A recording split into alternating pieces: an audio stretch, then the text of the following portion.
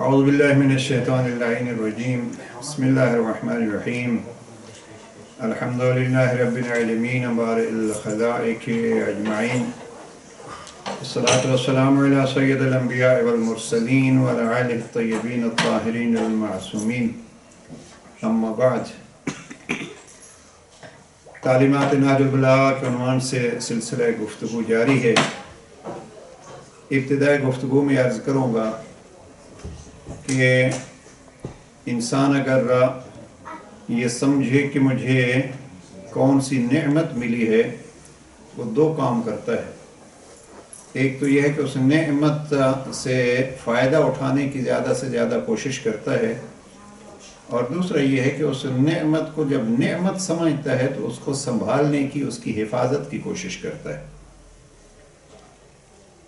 کبھی کبھی جب نہج البلاغہ کو کلام امیر المومنین کے عنوان سے لے کے بیٹھتا ہوں تو ایک طالب علم کے عنوان سے سینکڑوں دفعہ شکر الہی انجام دیتے ہیں، اور یہ ہم نہیں ہیں، ہم جیسے چھوٹے چھوٹے طالب علم نہیں، بلکہ آیت اللہ العظمیٰ اپنے زمانے کے تشیع کی زینت حضرت آیت اللہ خمینی وہ فرماتے ہیں، اور اپنی آخری وصیت میں فرماتے ہیں کہ ہمارے لیے یہ باعث فخر چیز ہے کہ نہج البلاغہ ہمارے امام کا کلام ہے۔ لہذا اس حوالے سے میں یہ گزارش کروں گا سامعین و ناظرین سب سے کہ کلام ائمہ معصومین علیہ السلام کو اللہ کی ایک نعمت سمجھ کے اور اس پر فخر کر کے خود بھی اس پہ عمل کرنا چاہیے، اور اس کو ایک نعمت سمجھ کے دوسروں میں تقسیم کرنا چاہیے۔ بانٹتا وہی ہے جس کے پاس کچھ ہو، اور الحمدللہ علمی طور پر ہمارے پاس یہ ایسے سرمائے ہیں جو اگر ہم بانٹیں تو اس دور میں بھی ان کا اثر ہوتا ہے، اور ایک ایک جملہ انسانوں کی زندگیوں کو تبدیل کر دیتا ہے۔ اب جب اس طرف آ جاتے ہیں لوگ اور اس زندگی کو آل محمد کی زندگیوں کے سائے میں ڈالتے ہیں تو یقیناً ان کی زندگیاں بھی دوسروں کے لیے نمونہ بن جاتی ہیں۔ تو تعلیمات نہج البلاغہ کے عنوان سے پہلی ہماری گفتگو یہ تھی کہ اللہ کے ساتھ تعلق جناب امیر المومنین کی سب سے بڑی تعلیم ہے۔ امیر المومنین جو چاہتے ہیں، قولاً چاہتے ہیں، عملاً چاہتے ہیں، اور ساری زندگی اس کو چاہا، وہ یہ ہے کہ ہمارا اللہ سے تعلق کتنا مضبوط اور کتنا پاورفل ہوتا ہے، اور پھر جب کسی کا اس انداز میں تعلق ہو تو اللہ بھی پھر اسی انداز سے اس کے ساتھ تعلق قائم کرتا ہے۔ بڑا خوب کہا کسی شاعر نے کہ کثیرہ میسر نشد ان سعادت با کعبہ ولادت با مسجد شہادت، یعنی جناب امیر المومنین آئے ہیں تو اللہ کے گھر میں آئے ہیں، اور آخری وقت بھی اللہ ہی کے گھر سے اللہ کے پاس گئے ہیں۔ تو یہ حقیقت میں اللہ سے تعلق اگر پوچھنا ہے تو جناب امیر المومنین، تو میں دہرا رہا ہوں اور کافی تفصیل سے اس پہ بحث ہو چکی ہے کہ نہج البلاغہ کا ایک بہترین موضوع، یا یوں کہیے امیر المومنین کی زندگی کا ایک مفصل درس اللہ سے تعلق ہے۔ اب دو چیزیں ہوتی ہیں جب اللہ سے تعلق ہے تو اس کے ذرائع کیا ہیں، اس پہ ذرا توجہ فرمائیے گا تاکہ ہم بھی اگر اللہ سے تعلق جوڑنا چاہتے ہیں تو اس کے لیے تفصیل میں نہیں جا سکے، لیکن اشارہ فقط کرتا ہوں کہ جب اللہ سے تعلق اتنا مہم ہے تو ہمیں دیکھنا یہ ہے کہ اللہ سے تعلق جوڑنے کے ذرائع کون سے ہیں، طریقے کون سے ہیں، اور دوسرا یہ ہے کہ اللہ سے دور کون سی چیزیں کرتی ہیں۔ اس لیے کہ ہمیں چاہیے اللہ سے تعلق، لیکن اللہ سے تعلق چاہیے تو ہمیں یہ بھی دیکھنا چاہیے کہ اس کا ذریعہ کیا ہے، سواری کیا ہے، اس کا راستہ کون سا ہے، اور پھر یہ ہے کہ اس کی رکاوٹیں کیا ہیں۔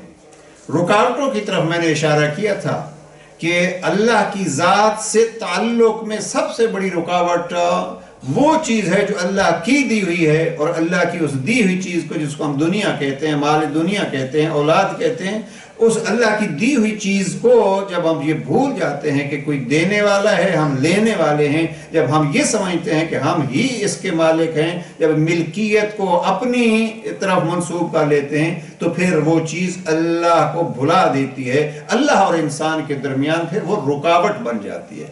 اور میں بارہا یہ مثال دیتا ہوں کہ دیتا تو اللہ ہے، لیکن ہمیں یہ دیکھنا ہے کہ آیا ہم بھی یہی سمجھ رہے ہیں کہ اللہ دیتا ہے؟ وہ تو دیتا ہے، وہ تو کریم ہے، وہ جس کو میں دعائے رجبیہ کے جو ملیات ہیں اس کو بھی دیتا ہے، جو اس کو مانتا ہے اس کو بھی دیتا ہے، جو نہیں مانتا اس کو بھی دیتا ہے، جو نہیں جانتا اس کو بھی تو دیتا رہتا ہے۔ اب بلکہ اس حد تک جو نہیں جانتا نہیں مانتا بلکہ وہ اس کی دشمنی پہ اتر آ جاتا ہے. وہ کہتا ہے انا ربکم الاعلی. تو جو بھی مانگتا ہے وہ کریم اللہ اس کو دے دیتا ہے. تو مجھے مانے نہ مانے مانگ تو رہا ہے تو میں تجھے دے رہا ہوں. تو انسان اگر یہ ذہن میں رکھ لے کہ یہ جو دنیا ہے اولاد ہے مال متال ہے تو یہ حیات دنیا جس کو قرآن نے کہا ہے کہ یہ اللہ کی طرف سے ہے تو پھر انسان اس اللہ کے شکرانے کے طور پر اس کو تلاش کرتا ہے. اور اس میں جو رکاوٹ عرض کر رہا تھا وہ رکاوٹ یہ ہے کہ ہم یہ سمجھتے ہیں کہ یہ دنیا ہماری ہے. میں ایک بار نقل کر چکا ہوں قارون کا جملہ کہ یہ میرے اپنے علم کی وجہ سے یہ میرے شعور کی وجہ سے یہ جو میری سوچ ہے اس کی وجہ سے. اور میں اکثر بار بار اس کو نقل کرتا ہوں کہ 2 افراد کو قرآن میں دنیا دیے جانے کا دولت دیے جانے کا حکومت دیے جانے کا بہت بڑا سرمایہ دیے جانے کا ذکر ہے. قارون ہے اور اللہ کے نبی جناب سلمان ہیں اور سلیمان. اور جب سلیمان کو ملتا ہے تو لفظ کیا ہے ھذا من فضل ربی. اور جب قارون کو ملتا ہے تو وہ کیا کہتا ہے قارون کہتا ہے کہ یہ میرے علم کی وجہ سے ہے میرے شعور کی وجہ سے ہے. لہذا دنیا رکاوٹ ہے اللہ تک پہنچنے یا اللہ سے تعلق قائم کرنے کا. تو دوسرا موضوع جو جناب امیر علیہ السلام نے نہج البلاغہ میں تفصیل سے بیان کیا ہے وہ دنیا کی مذمت ہے. کل کسی ساتھی نے مجھے ایک اہل سنت عالم کا وہ کلپ بھیجا ایک کہ 2 مواقع پہ ہم پہلے یہ پڑھتے رہے کہ جناب زرار ابن زمرہ انہوں نے جب حاکم شام کے پاس گئے تو حاکم شام نے کہا کہ کچھ سناؤ علی کی. تو انہوں نے کہا چھوڑو رہنے دیجئے اس لیے کہ ہر سخن جائی دارد ہر چیز کو بیان کرنے کی جگہ ہوتی ہے. تو زرارہ کو انہوں نے بہت حاکم شام نے کہا کہ کچھ علی کے بارے میں بتلاؤ. تو جناب زرارہ نے پھر کہا اور تفصیل سے انہوں نے نقل کیا اور ایک چھوٹا سا ٹکڑا اس کا نہج البلاغہ کے کلمات کثار نمبر 77 میں ہے. اب بلکہ اگر اس کو یہاں عرضی کرتا جاؤں تو وہ کلپ ایسا تھا کہ یہاں زرارہ نے بیان کیا ہے جناب امیر علیہ السلام کے سامنے جہاں دنیا کو کہا دنیا جا میں نے تجھے 3 طلاقیں دی ہیں. غری غیری بڑے مخصوص لہجے میں وہ اہل سنت عالم پڑھ رہے تھے اور پھر یہ کہہ رہے تھے کہ جس کو علی طلاق دے رہے ہیں ہم اس میں الجھے ہوئے ہیں. البتہ ایک چیز طالب علمانہ نقطہ جو ہے وہ یہ کہ ہم ابھی تک یہی سمجھ رہے تھے کہ یہ جملہ جو ہے وہ جناب زرارہ سے ہے لیکن یہ معلوم ہوا ہے اور اس کو شیخ عباس قمی نے سفینۃ البحار میں یہ لکھا ہے کہ یہ جناب عدی سے بھی ہے. جناب عدی ابن حاتم طائی یہ زرار ابن زمرہ زبائی یہ نمبر 77 ہے. حاکم شام نے کہا کہ امیر المومنین کے متعلق کچھ بتلائیے تو وہاں جناب زرار نے یہ کہا یا دنیا. علی رات کو کھڑے ہو جاتے تھے اپنے ریش مبارک کو پکڑتے تھے اور سانپ کے ڈسے ہوئے کی طرح تڑپتے تھے اور یہ کہتے تھے یا دنیا الیک انی عبیت عرضت ام الی تشوقت. مجھ سے دور ہو جا مجھے تو اپنی طرف مائل کرتی ہے نہیں میں تیری طرف مائل نہیں ہوتا. فہیہات غری غیری جا میرے غیر کو دھوکہ دے لا حاجت لی فیک قد طلقتک کے ثلاثہ میں نے تجھے 3 طلاقیں دی ہیں. یہ شمارہ ہفتہ نہج البلاغہ 77 نہج البلاغہ کا یہ فرمان جہاں جناب امیر فرماتے ہیں غری غیری یعنی دنیا علی جیسے امام کو بھی دھوکہ دینے کے لیے آگے بڑھتی ہے. اب ہمیں دنیا سے بچنا ہے تو طریقہ بھی علی سے پوچھیں گے. بات لمبی ہو گئی. عرض یہ کر رہا تھا کہ اللہ سے تعلق کو توڑنے میں جو چیز رکاوٹ بنتی ہے اور جو سبب بنتی ہے وہ کیا ہے دنیا. لہذا دنیا سے خبردار رہنا چاہیے. اب موضوع ہمارا یہ نہیں ہے میں عرض کر چکا ہوں اگر اس دنیا سے کوئی خبردار رہے تو یہی علی اسی دنیا کی تعریف کرتے ہیں اور پھر کیا فرماتے ہیں کلمات کثار نمبر 130 میں جناب امیر فرماتے ہیں دنیا متجر اولیاء اللہ اللہ کے ولیوں کی تجارت گاہ ہے. اب یہ دنیا کو ادھر دیکھو ادھر دیکھو، ہمیں دیکھنا یہ ہے کہ ہم دنیا کے ساتھ کیا برتاؤ کرتے ہیں، ہم دنیا سے آخرت کے لیے کچھ لینا چاہتے ہیں یا ہم دنیا ہی کو لینا چاہتے ہیں۔ لہذا یہ دنیا اللہ سے تعلق میں رکاوٹ نہیں بننی چاہیے۔ مثلا اسی کو دیکھیے کلمات کسار میں نمبر 130 کو اگر آپ دیکھیں گے تو جناب امیر علیہ السلام نے پھر اس کے لیے فرمایا دنیا نہیں 131 ہے وہ 131 جناب امیر علیہ السلام فرماتے ہیں، وہ 130 بھی بڑا درد بھرا اور بڑا عجیب سا وہ فرمان ہے جناب امیر کا، لیکن یہاں جناب امیر علیہ السلام نے جو دنیا کی تعریف کی ہے ایک جملہ اور سن لیجئے۔ امام فرماتے ہیں مسجد ملائکۃ اللہ یا مصلی ملائکۃ اللہ، مسجد احباء اللہ و مصلی ملائکۃ اللہ، اللہ کے فرشتوں کا مصلی ہے دنیا اور اللہ کے محبوب بندوں کے لیے یہ مسجد ہے۔ مصلی اور مسجد دو چیزیں لفظ سے استعمال کیے ہیں، اور تیسرا جو میں عرض کر چکا ہوں متجر اولیاء اللہ، یہ ہے دنیا۔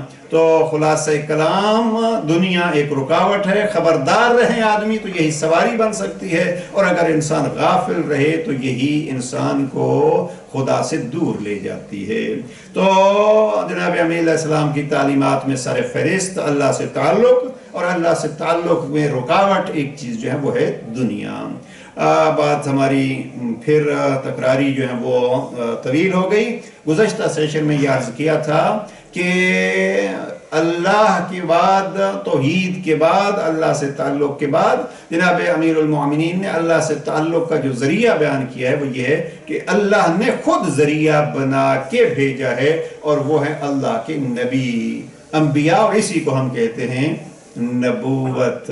درمیان میں ہم جب اصول دین کو شمار کرتے ہیں تو ہم کہتے ہیں عادل ہے، تو اس کا عادل کا تقاضا یہ ہے کہ بھٹکے ہوئے بندے کی رہنمائی کرے، اس کے انصاف کا، اس کی الفت کا، اس کی محبت کا، اس کی رحمانیت کا تقاضا یہ ہے۔ اس کو ہم کہتے ہیں لطف پروردگار کا تقاضا یہ ہے کہ وہ ہمیں پیدا کیا ہے تو ہمیں اپنی طرف بلانے کے لیے اپنے بندے بھی بھیجے ہیں، اور یہ اس کے عدل کا تقاضا ہے، یہ اس کے انصاف کا تقاضا ہے، بلکہ یہ اس کے کرم کا تقاضا ہے۔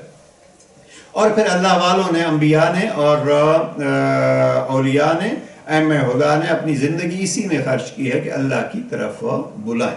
اب نبوت پہ اگر بات مزید کرنی ہو تو اس کو ایک جملے میں آپ یہی کہہ سکتے ہیں کہ اللہ کی طرف سے آئے ہوئے بندے وہ ہیں جو اللہ کی طرف بلاتے ہیں۔ ان کا کام کیا ہے؟ اللہ کی طرف سے آئے ہیں، کام کیا ہے ان کا؟ اللہ کی طرف بلاتے ہیں۔ اسی لیے تو لفظ جو قرآن مجید میں بار بار استعمال ہوا ہے وہ ہے رسول اللہ۔ رسول کا کیا کام ہوتا ہے؟ رسول جس کو فارسی میں پیغمبر کہتے ہیں، اب اردو میں بھی اس کو پیغمبر ہی کہتے ہیں، پیغام بر۔ اب پیغام بر جو ہے وہ یہ لازمی نہیں ہوتا کہ کوئی معصوم ہو۔ پیغام بر آج کل جو اس کو آپ اگر آسان ترجمہ کریں تو یہ جو پوسٹ مین آتا ہے یہ پیغامبر ہے، اس کا ترجمہ ہم پیغامبر کریں گے۔ اب وہ کہیں سے کوئی افغانستان سے، پاکستان سے، ایران سے کسی نے خط لکھا اور یہ جناب چلتے چلتے ہمارے دروازے تک پہنچا، تو یہ جو پہنچانے والا ہے یہ پیغام بر ہے، یعنی جو پیغام لے آئے۔ رسول کا معنی جو ہے وہ ہم کرتے ہیں یہی پیغمبر۔ تو رسول کا کام ہے پیغمبر اور ہونا اور پیغام پہنچانا۔ اب یہ ہمارا کام ہے کہ ہم اگر پیغمبر پر عقیدہ رکھتے ہیں اور یہ یقین رکھتے ہیں کہ کسی نے اس کو بھیجا ہے، تو جب کوئی بھیجتا ہے تو کسی مقصد کے لیے ہی بھیجا ہوگا۔ اب وہ مقصد کیا ہے؟ مقصد وہی ہے جو تعلیمات نہج البلاغہ کے عنوان سے ہم عرض کر رہے ہیں، اللہ کے ساتھ تعلق جوڑنا۔ اور اللہ سبحانہ وتعالیٰ اس کے کرم کا عجب سا ایک نمونہ ہے فرعون۔ اب فرعون وہ کہے جو کہتے ہیں انا ربکم الاعلی، اللہ کہتے ہیں موسیٰ جاؤ، وہ انہو طغی، باغی بن گئے، طاغوت بن گئے، طاغوت۔ اچھا اللہ کیا کروں؟ کہا جاؤ اس کو تبلیغ کرو۔ اگر ہم اس جملے پہ ہزاروں بار اس کو پڑھتے رہیں، دونوں بھائی جاؤ، لیکن جاتے ہوئے کہا کہ قولا لہو قولا لینا، ہے وہ بڑا گستاخ، میرے سامنے کہتے ہیں انا ربکم الاعلی، لیکن میرا پیغام دینا ہے، لیکن خبردار میرا پیغام نرمی سے دینا، قولا لہو قولا لینا۔ یہ اگر انسان اس ایک جملے کو دیکھ لے اور پھر اللہ کے، اس کو آپ جس پہلو سے دیکھیں، نبی کا فریضہ دیکھیں، اللہ کے کرم کو دیکھیں، تبلیغ کا طریقہ دیکھیں، اس میں درجنوں موضوعات بنائے جا سکتے ہیں۔ قولا لہو قولا لینا، موسیٰ تم جاؤ، دونوں بھائی جاؤ، لیکن اس بدبخت سے نرمی کے ساتھ بات کرنا۔ کریم اللہ تیرے کرم پہ قربان، وہ کہتا ہے میں سب سے بڑا رب ہوں، اور موسیٰ کو کہتا ہے کہ ہم نے تمہیں پالا، لیکن وہ پالنے والا کہتا ہے وہ کہتا رہے تو جو تو پتہ ہے، جا اس کو تبلیغ کر۔ تو یہ عرض کر رہا تھا کہ یہ نبوت کے پہلو جو ہیں اس میں، اب پیغام بر جب آتا ہے تو کسی طرف سے ہمیں توجہ کرنی چاہیے کہ کون پیغام بر۔ دیکھیے پھر پیغام بر جو ہے اس میں دو طریقے پہ ہوتے ہیں۔ ہم چونکہ ڈاکیے کو اور پوسٹ مین کو کیوں نہیں اہمیت دیتے؟ اہمیت دینے چاہیے عزیزاں۔ ہمارے پاکستان کے ایک بڑے اچھے اسکالر تھے، بہت بزرگ، ان کی بہت ساری کتابیں بھی ہیں، اشفاق احمد، ان کی ایک بابا صاحبہ، اور جو اس کا ایک بڑا ایک موضوع تھا، وہ کہتا کہ بابے کیا ہوتے ہیں، یعنی بابے یعنی بزرگ، اس کو ایک اصطلاح اس نے اپنی بنائی تھی، بابے۔ یہ پیغمبر سے بات آ گئی، وہ کہتے ہیں بابے لازمی نہیں ہے کہ بابا جو ہے وہ اس کی بڑی ساری داڑھی ہو اور اس کا جبہ ہو اور با ہو اور کبا ہو اور یہ ہو اور وہ ہو، بابا کوئی بھی ہو سکتا ہے۔ تو اس نے ایک مثال دی کہ میں آپ کو مثال دیتا ہوں، میں نے ایک دفعہ بابا گھر میں دیکھا، اور وہ بابا 7 سال کا تھا، اور وہ میری اپنی پوتی تھی۔ وہ کہتے ہیں کہ گرمی کا تپتا موسم تھا، اور ڈاکیا جو ہے وہ پوسٹ مین آیا ہمارے دروازے پہ، اس نے دروازہ کھٹکھٹایا تو وہ پوتی ہماری جو ہے وہ دروازے پہ گئی، تو وہ بیچارہ گرمی سے نڈھال ہوا، تو اس نے خط دیا، اس نے کہا اس کو مخاطب ہو کہ انکل ذرا ٹھہر جاؤ، اور اندر اس کو لے آئی اور جلدی سے گئی اور فریج سے جو ہے وہ پانی نکالا اور اس کو پانی پلایا اور کہا ٹھیک ہے ابھی آپ جاؤ۔ وہ کہتے ہیں کہ بابا وہ ہوتا ہے جو دوسروں کا خیال رکھتا ہے۔ اب 7 سال کی بچی کو جو ہے وہ جب یہ خیال ہے کہ گرمی میں یہ آیا ہے، تو اس حوالے سے تو یہ ہم بعض اوقات جو چھوٹی چھوٹی چیزیں ہوتی ہیں، بات کہاں ضمناً آ گئی، تو بابا بننے کے لیے یہ ہے کہ کسی کی اچھائی سوچو۔ اب یہ عرض کر رہا تھا کہ جو اللہ نے اپنے بندے بھیجے ہیں، یہ ایک ذہن میں رکھیے کہ اللہ نے جو بندے بھیجے ہیں، ڈاکیے کو ہم دیکھتے ہیں کہ رائل میل کا اس نے لباس پہنا ہوا ہے اور اس کے پاس رائل میل کی گاڑی ہے، تو ہم یہ سمجھتے ہیں کہ یہ تو چونکہ رائل میل کا ملازم ہے۔ ہم یہ اکثر تصور کرتے ہیں، میں بھی ابھی ممبر پہ بیٹھ کے یہ سوچ رہا ہوں کہ کبھی یہ بھی سوچا کیجئے کہ وہ بندہ جو ہے وہ بھی تو ہمارے طرح بندہ ہے، کتنا بیچارہ محنت کر رہا ہے، تو اس کی محنت کو دیکھیے۔ ہم یہی سمجھتے ہیں یہ کسی کا ملازم ہے، بلکہ اگر کوئی آگے پیچھے ہو تو ہم اس کے لیے مزاحمت کا سبب بنتے ہیں۔ لیکن اللہ نے جو نمائندے بھیجے ہیں، اللہ نے جو پیغمبر، اللہ نے جو پوسٹ مین بھیجے ہیں، وہ پوسٹ مین 2 خصوصیتیں رکھتے ہیں۔ ایک تو یہ ہے کہ وہ کبھی کوئی غلطی نہیں کرتے۔ ہم کبھی یہ نہیں کہہ سکتے کہ جناب آپ نے ہمارا خط جو ہے وہ بھی یہ گیلا ہو گیا ہے، اور بعض اوقات ان سے بھی تو سستی ہو جاتی ہے۔ ہمارے ہاں خود ہوا کئی دفعہ ایسا کہ مثلا ایڈریس فرض کیجئے نمبر 12 لکھا ہے، تو انہوں نے کہیں کسی اور گلی میں جا کے 12 میں جو ہے وہ ڈال دیا ہے، تو اب یہ غلطی اس میں ہوتی ہے۔ لیکن اللہ نے یہ جو پیغمبر بنا کے بھیجا ہے، اس میں ایک چیز یہ رکھی ہے کہ پہلے یہ کہ میں چونکہ اس کو بنا کے بھیج رہا ہوں، اور جس کو میں بھیجتا ہوں وہ کبھی پھر خطا نہیں کرتا۔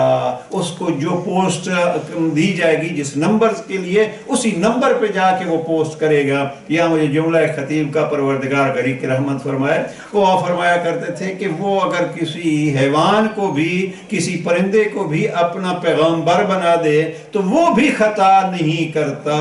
اور مثال دیتے تھے ابابیل کی کہ کعبے میں ابرہا کے لشکر کے مقابلے کے لیے ابابیل کے ذمہ کوئی کام لگایا۔ اب ابابیل پرندہ ہے، ابابیل پرندہ جو ہے اس میں کوئی اس میں معصوم غیر معصوم، جب اس پہ ذمہ داری کوئی نہیں ہے، لیکن اس نے اس پرندے کی ڈیوٹی لگائی تو چھوٹی چھوٹی 3 کنکریاں اس کو تھما دی، اور پھر ایسا اس کو بھی کچھ سمجھا دیا کہ ابھی وہ بھی جو پوسٹ کرے گا، تو آج جو ہے وہ یہ کہتے ہیں کہ یہ کیا ہوتا ہے ریموٹ گائیڈڈ جو ہے وہ میزائل ہوتے ہیں، فلاں ہوتا ہے یہ تو اس زمانے میں اللہ نے جو ہے وہ ریموٹ ان کو بنایا اور انہوں نے جہاں بھی پھینکا اسی پر گیا جس کو انہوں نے ہدف قرار دینا تھا۔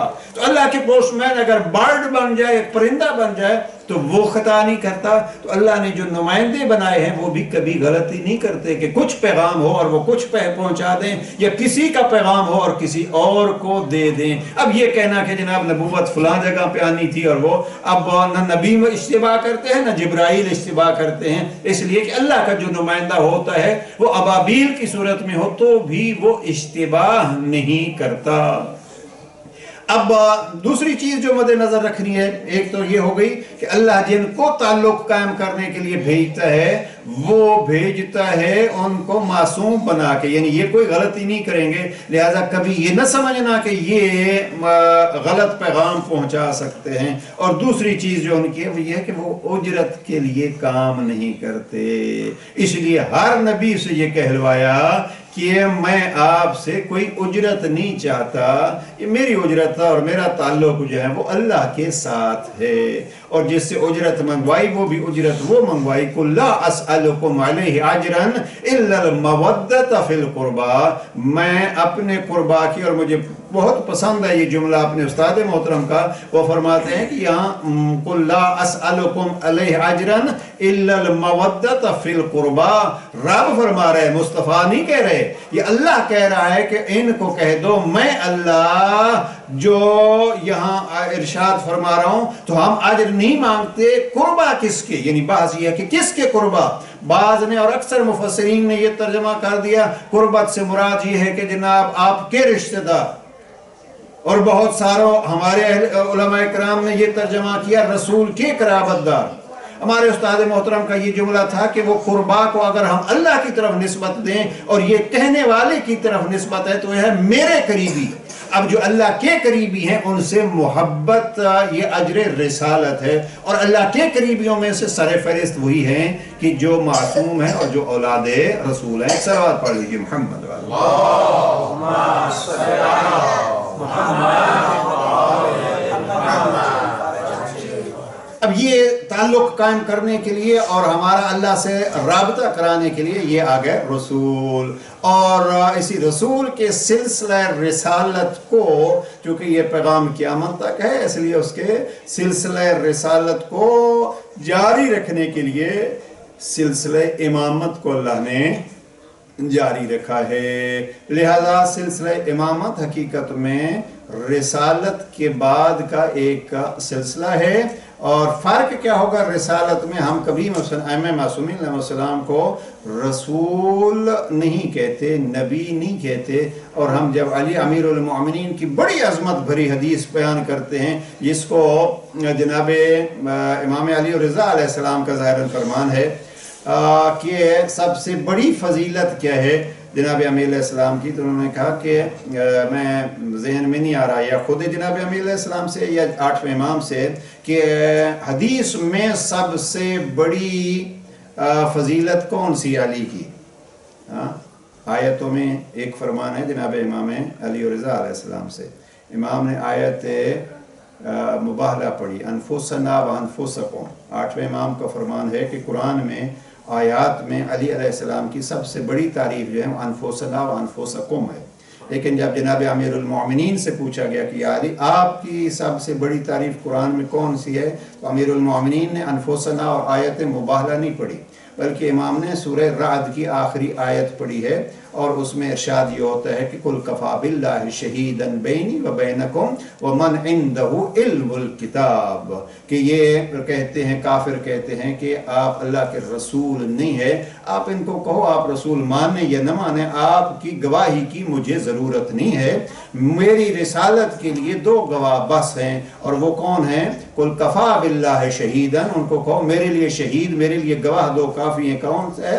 कुल कफा बिल्लाह, पहला ये है अल्लाह, व मन इंदहु इल्मुल किताब, और दूसरा जिसके पास इल्मुल किताब है, मेरी रिसालत की गवाही के लिए ये दो काफी हैं। अमीरुल मोमिनीन फरमाते हैं मेरी कुरान में सबसे बड़ी तारीफ ये है कि मुझे रसूलुल्लाह की रिसालत का गवाह बनाया गया है। अब ये आप देखिए, ये इस पे अगर गुफ्तगू की जाए तो एक पूरा मौजू है कि यहाँ गवाही के तौर पर एक अल्लाह गवाह है और एक रसूलुल्लाह गवाह, क्या अली अमीरुल मोमिनीन गवाह हैं। ये है रिसालत। तो इमामत गोया रिसालत की, या मैंने गुज़श्ता इसी मेंबर से अर्ज किया था कि जनाब इमाम रज़ा अलैहिस्सलाम ने जब निशापुर में वो मसाइल बतलाए तो वो फरमाया कि ला इलाहा इल्लल्लाह एक किला है और इस किले की एक शर्त है और मैं इस ज़माने में वो शर्त हूँ, यानी ला इलाह में तौहीद में दाखिल होने के लिए भी इमामत शर्त है। मौजू हमारा इमामत नहीं है, बस इतना जहन में रखिए, अल्लाह से ताल्लुक़ कायम करने के लिए अल्लाह ने लुत्फ़ फरमाया है और अंबिया को भेजा है। वो मासूम भी होते हैं, यानी उनसे कोई गलती नहीं होती और वो किसी अजर के भी तलबगार नहीं होते। और फिर नबूवत के बाद जनाब अमीरुल मोमिनीन से लेके इमाम आसर तक ये इमाम हैं। हम इमाम और रसूल को अर्ज ये कर रहा था कि हम इमाम को न नबी मानते हैं न रसूल मानते हैं, लेकिन अमीर जनाब इमाम अली रज़ा अलैहिस्सलाम के खुतबे इमामत में नबूवत और रिसालत से और बल्कि खुल्लत से भी जनाब इब्राहीम के बारे में कहा, इन तीनों ओहदों से बड़ा ओहदा है इमाम का। अब यहाँ इस्तिबा हो जाता है कि जी अगर मसलन हम कहते हैं कि शिया इमाम को इतना बढ़ा देते हैं, हकीकत यह है कि ये इमामत का सिलसिला जब इंसान समझता है कि इमामत का सिलसिला अली से शुरू हो रहा है तो वो समझते हैं कि ये इमामत नहीं। आप खुद कुरान को पढ़िए तो ये जो जनाब इब्राहीम के लिए आयत है, इन्नी जाइलुका लिन्नास इमामा, मैं आपको इमाम बना रहा हूं, और इसी आयत को कोट किया है इमाम अली रज़ा अलैहिस्सलाम ने उस खुतबे में। जब इमाम कौन है? इमाम जनाब इब्राहीम। और फिर जरा ये भी दकीक जुमला है, अक्सर हम मुतवज्जो नहीं करते, और वो ये है कि जब इब्राहीम इमाम है वहां से इमामत शुरू होती है और फिर पैगंबर अकरम भी इमाम हैं। वो सिलसिला इमामत, अगर पैगंबर अकरम नबी हैं रसूल हैं तो इमाम भी हैं। और नहजुल बलागा में जनाब अलैहिस्सलाम ने इस्तेमाल किया ये लफ्ज़ इमाम जनाब पैगंबर अकरम के लिए।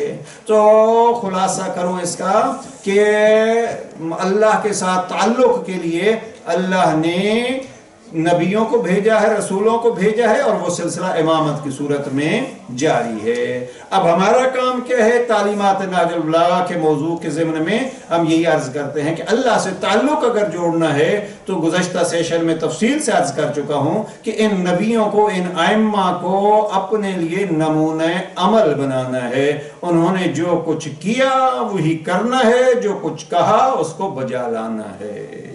अब जिसको वो करके दिखाते हैं उसको हम कहते हैं, दो लफ्ज़ हैं, और एक होती है इताअत, एक होती है इत्तिबा। ये अल्लामा अली नक्की साहब ने अच्छी तकसीम की है। बहरहाल उनका ये फरमान है कि दो चीज़ें हैं, कहीं कुरान मजीद में अल्लाह की इत्तिबा का जिक्र नहीं होगा।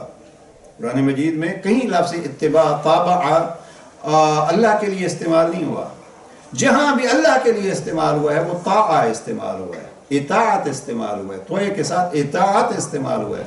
वो फरमाते हैं इत्तिबा वहां होती है जहां किसी के पीछे चला जाए, इताअत वहां होती है जहां किसी के हुक्म को माना जाए।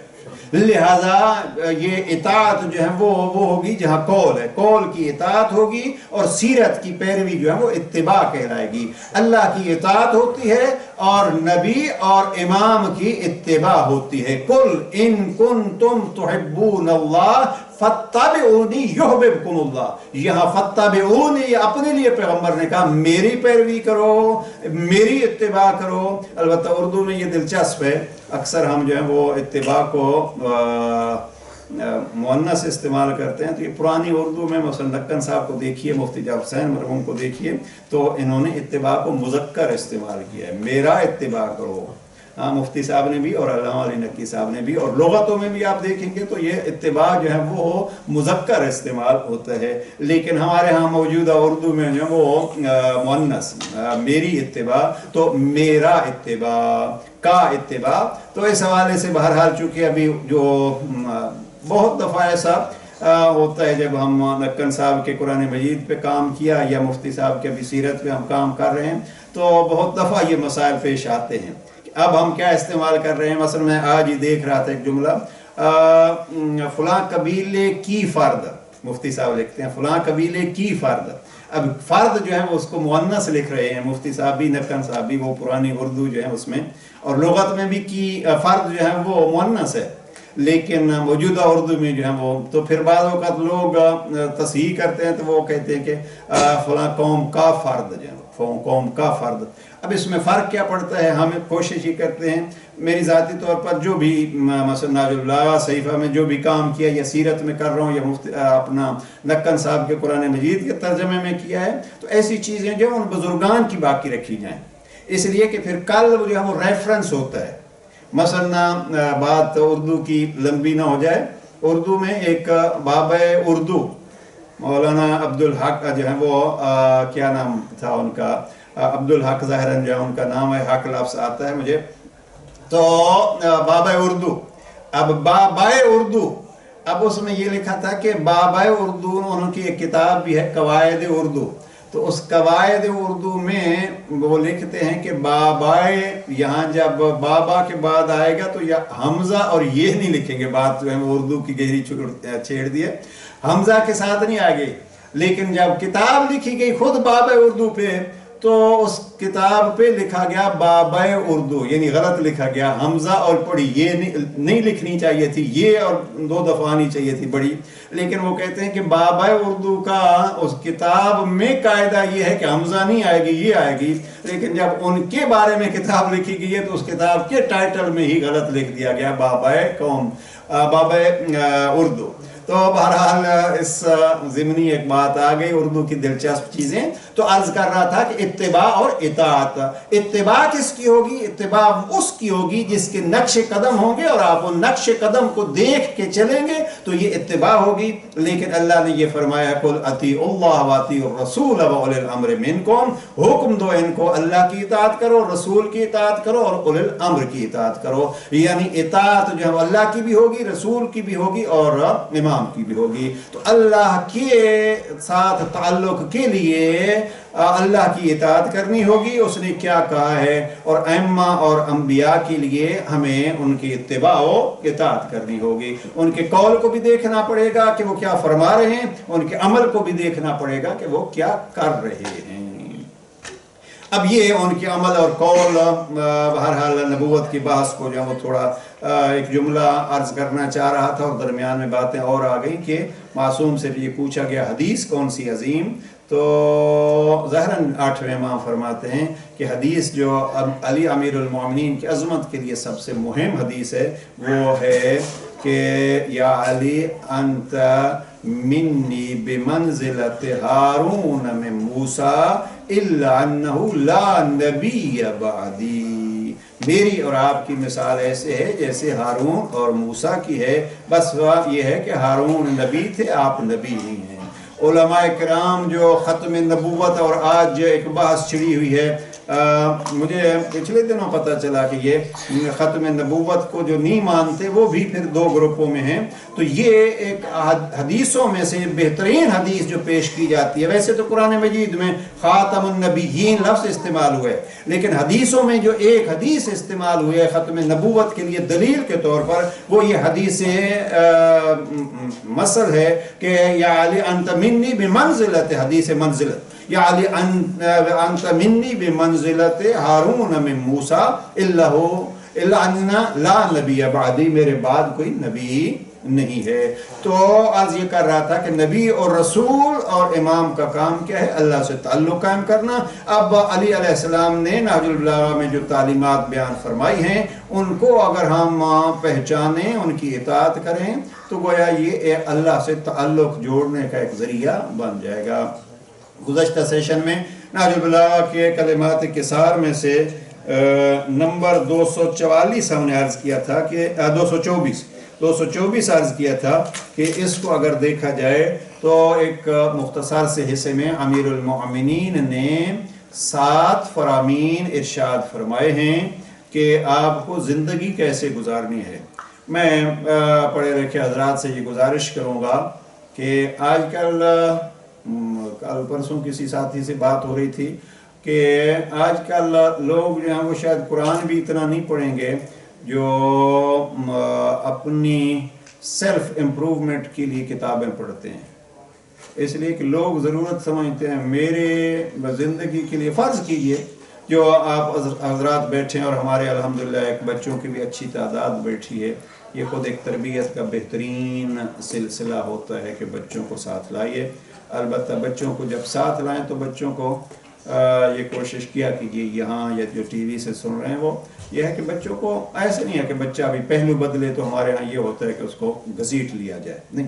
बच्चे को हमारे उस्ताद मोहतरम आगा कराती का जुमला है कि बच्चे को जो है वो बचपने की शरारतें करने दिया कीजिए एक हद तक, लेकिन यह है कि बच्चे की शरारतें जो हैं वो बचपने में आगा का जुमला जो है ये बच्चे से बचपने नहीं छीनिए। तो बहरहाल ये तरबियत के हवाले से एक बहुत ही चीज़ मुहिम है।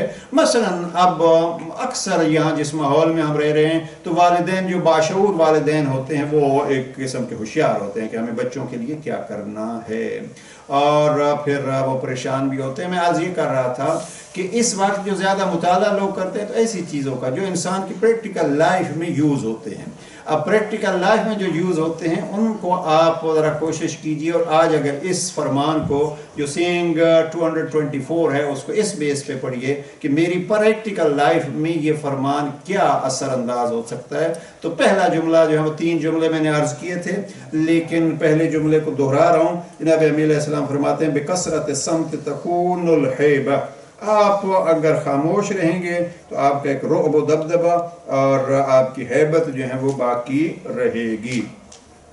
बादशाह रहीन नाजुल बलागा ने इसको बड़ी तफसील से पेश किया है, लेकिन वक्त नहीं है। ज़बान के बारे में इसमें यह है कि आप बोलें तो वो जो आपके मकसद से बात ताल्लुक़ रखती हो, एक, और दूसरा यह है कि वो बोलें जो आपके लिए मुफीद हो और दूसरों के लिए भी मुफीद हो। आप ऐसी बात करें जो आपके लिए नुकसानदेह न हो और दूसरों के लिए भी नुकसानदेह न हो। और मुझे एक प्यामे इमाम तफसीर में उन्होंने लिखा है कि ज़बान के बड़ा ताज्जुब हुआ मुझे भी पहली दफ़ा पढ़ के, ज़बान एक ऐसा उज़्व है जिसके ज़रिए से 30 गुनाहाने कबीरा अंजाम पाते हैं। ज़बान से फ़कत 30 गुनाहाने कबीरा। एक मसलन ये है कि सबसे बड़ा जो कुरान मजीद ने उसको सख्त तरीन अल्फाज में याद किया है वो क्या है, गीबत, और जिसको जिंदा भाई का गोश्त खाने के साथ ताबीर किया है। लिहाजा हमें चाहिए ये कि हम ज़बान पे कंट्रोल करें। 2 चीज़ें होंगी, हैबत रहेगी और गुनाह कम होंगे।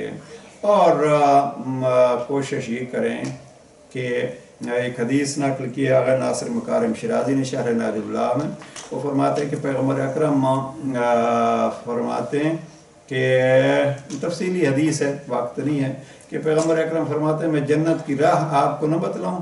तो अब जन्नत की राह जो है उस राहों में एक ये है कि किसी की आप रहनुमाई कर दें, खा ज़बान के साथ खा उंगली के इशारे के साथ। अगर किसी की बेहतर ज़िंदगी के लिए अगर आपने रहनुमाई कर दी है तो ये आपकी जन्नत के लिए राह वाज़ेह और रोशन हो जाएगी। बहरहाल इस फरमान को इससे ज़्यादा हम नहीं छेड़ सकते। एक जुमला जो है वो इसका जो चौथा 5वां जुमला है, 7 जुमले हैं, 5वां जुमला है, इसको अर्ज करता हूँ और गुफ्तगू तमाम। वबिइहतिमाल अल-मऊन यजिब सुअददो। या मैंने मुख्तलिफ फ़ारसी शुरू को देखा है, लेकिन ये खूबसूरत तर्जमा मुफ्ती साहब ने किया है। वो फरमाते हैं कि दूसरों का बोझ बटाने से लाज़िमन सरदारी हासिल होती है। क्या खूबसूरत जुमला का है, दूसरों का बोझ उठाने से लाजमन सरदारी हासिल होती है। اب ذرا جائیے علی امیر المومنین سے لے کے امام موسیٰ کاظم علیہ السلام تک رات کی تاریکی میں اپنی پہچان کروائے بغیر دوسروں کے رزق کو کندھوں پہ بلکہ پشت پہ اٹھائے ہوئے دروازوں پہ رکھ کے بتلا رہے ہیں دوسروں کے لیے تم کام کرو تمہارے لیے اللہ کام کرے گا۔ پروردگار محمد و آل محمد کی عظمت کا صدقہ ہمیں فرامین ائمہ طاہرین سے زیادہ استفادے کی توفیق نصیب فرمائے، اور جو کچھ ہم ان سے سیکھتے ہیں اس پر عمل کی سعادت نصیب فرمائے۔ السلام علیکم ورحمۃ اللہ وبرکاتہ۔